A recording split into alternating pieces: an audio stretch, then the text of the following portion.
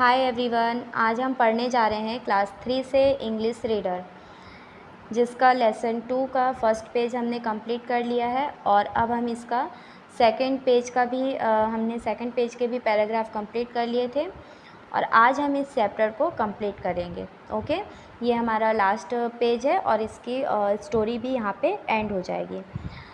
सो हमने हमारे जो पहले के वीडियो थे उसमें हमने देखा था कि जो रोज़ प्लांट था उसको अपने ऊपर प्राउड था कि वो इस गार्डन का सबसे ब्यूटीफुल फ्लावर है और वही एक सबसे सुंदर फूल है जो यहाँ पे है। लेकिन पाइन ट्री ने और मैंगो ट्री ने आपस में डिस्कस करके ये बताया था उसको कि ऐसा नहीं है, आप ही बस यहाँ पे सुंदर नहीं हो, और भी बहुत सारे फ्लावर्स हैं जो ब्यूटीफुल हैं। सनफ्लावर ने भी उसको बोला था। तो रोज़ ने रिप्लाई किया था कि अगर ऐसा है तो ये कैक्टस का पेड़ है, इसको देखो, इसमें इतने सारे कांटे हैं, ये कहाँ से सुंदर है। फिर रोज़ प्लांट ने जब ऐसा बोला तो पाइन ट्री ने बोला था कि हाँ, अगर ऐसा है तो तुम्हारे पास भी तो कांटे हैं ना, अगर कैक्टस के पेड़ में कांटे होते हैं तो तुम्हारे पेड़ में भी होते हैं, ऐसा तो नहीं है कि तुम्हारे पेड़ में कांटे नहीं होते हैं। तो रोज़ ने उसको एकदम गुस्से में जवाब दिया था कि तुम्हारी हिम्मत कैसे हुई ऐसा बोलने की, तुम मेरे कांटों को कैक्टस के कांटे के साथ कैसे कंपेयर कर सकते हो, है ना। रोज़ को क्योंकि अपने ऊपर बहुत प्राउड था। अब क्या हुआ था, जब स्प्रिंग सीज़न चला गया था और जो गर्मी थी वो आ गई थी और गर्मी के सीज़न में सभी प्लांट्स, सभी बर्ड्स प्यास के कारण व्याकुल हो रहे थे। तब रोज़ ने देखा था कि जो स्पैरो था वो अपनी बीक को कैक्टस प्लांट के अंदर डालता था और एकदम खुश होके बाहर निकल जाता था। इसका कारण क्या था, है ना, आज हम ये पढ़ेंगे। It shocked the red rose, and the red rose asked the pine tree what the sparrow were doing. जब रेड रोज़ ने ऐसा देखा स्पैरो को करते हुए तो रेड रोज़ बहुत शॉक हो गया, उसको आश्चर्य हुआ कि ये सब कैसे हो रहा है, ये आखिर करता क्या है, ये स्पैरो वहाँ पे जाके क्या कर रहा है। तो रेड रोज़ ने पाइन ट्री से पूछा कि ज़रा बताओ तो भाई, ये करता क्या है, ये स्पैरो ये क्या काम कर रहा है, कैक्टस के अंदर अपनी बीक डालता है और फिर एकदम खुश होके बाहर निकलता है, आखिर इसका कारण क्या है।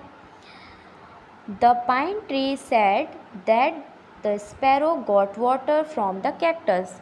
पाइन ट्री ने रेड रोज़ को बताया कि जो कैक्टस का प्लांट है उसमें से वाटर ले रहा है, जो स्पैरो था ना वो कैक्टस प्लांट से वाटर लेता था और अपनी प्यास बुझाता था। रेड रोज़ को ये सुन के बहुत आश्चर्य हुआ। The red rose asked, does it not causes pain to the cactus when they make holes. Red rose ने पाइन ट्री से कहा कि ऐसा करने से क्या कैक्टस के प्लांट को पेन नहीं होता है, उसको तकलीफ़ नहीं होती जब उसमें होल करते हैं ये स्पैरो। तो जो पाइन ट्री था उसने रिप्लाई किया, नो, ऐसा नहीं होता। क्यों नहीं होता, let we see. Yes, but the cactus does not like to see any bird be in pain. Pine tree ने बताया कि हाँ, कैक्टस को पेन तो होता है लेकिन उतना दर्द नहीं होता उसको। क्यों? क्योंकि वो किसी और को तकलीफ़ में नहीं देख सकता है, उसको ये बर्दाश्त नहीं है कि कोई बर्ड्स जो हैं वो प्यास के कारण व्याकुल रहें।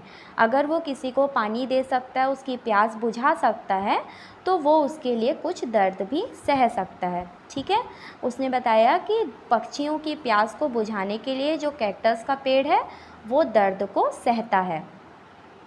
The red rose felt very ashamed of its early words and behaviors. The rose learned the lesson, one cannot judge the quality of anyone by its जैसे ही रेड रोज़ ने उसकी बात को सुना, कैक्टस की जो खासियत थी उसके बारे में जाना, तो वो जो रेड रोज़ था उसको अपने ऊपर बहुत गुस्सा आया, उसको अपनी बात पे शर्मिंदगी महसूस हुई, ठीक है। उसको लगा कि ऐसा कैसे हो सकता है, मैं किसी के बारे में इतना बुरा भला बोल रहा था, लेकिन उसके अंदर तो और इतनी अच्छी खासियत है, वो तो सबकी प्यास बुझा रहा है, सबके काम आ रहा है।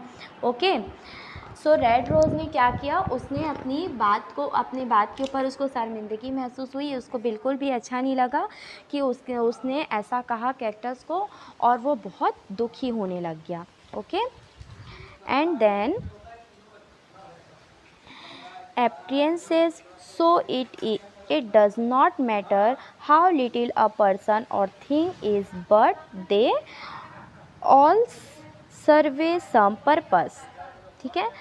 तब रेड रोज़ को समझ में आया कि ये मैटर नहीं करता कि कौन कितना ब्यूटीफुल है, कि कौन कितना अच्छा है, बल्कि ये मैटर करता है कि जो है वो किसके काम आता है और कैसे काम आता है। सो हमको हमारी इस स्टोरी से ये सीखना चाहिए कि हम सभी परफेक्ट नहीं हो सकते, हम सबके अंदर में अलग अलग खासियत होती हैं, और कोई भी इंसान या कोई भी प्लांट या कोई भी जानवर ऐसा नहीं है जिसका कोई यूज़ ना हो। सभी प्लांट्स, सभी ह्यूमन बीइंग्स और सभी एनिमल्स जो होते हैं वो हेल्पफुल ही होते हैं, उन सब का कोई ना कोई यूज़ होता है, क्योंकि भगवान बिना यूज़ के किसी को भी नहीं बनाता। ओके। सो आई होप कि आपको समझ में आया होगा। कभी भी आपको किसी भी दूसरे को अपने से नीचा नहीं समझना चाहिए। ओके। सो आई होप कि आप सबको ये चैप्टर अच्छे से समझ में आया। So thank you and keep smile.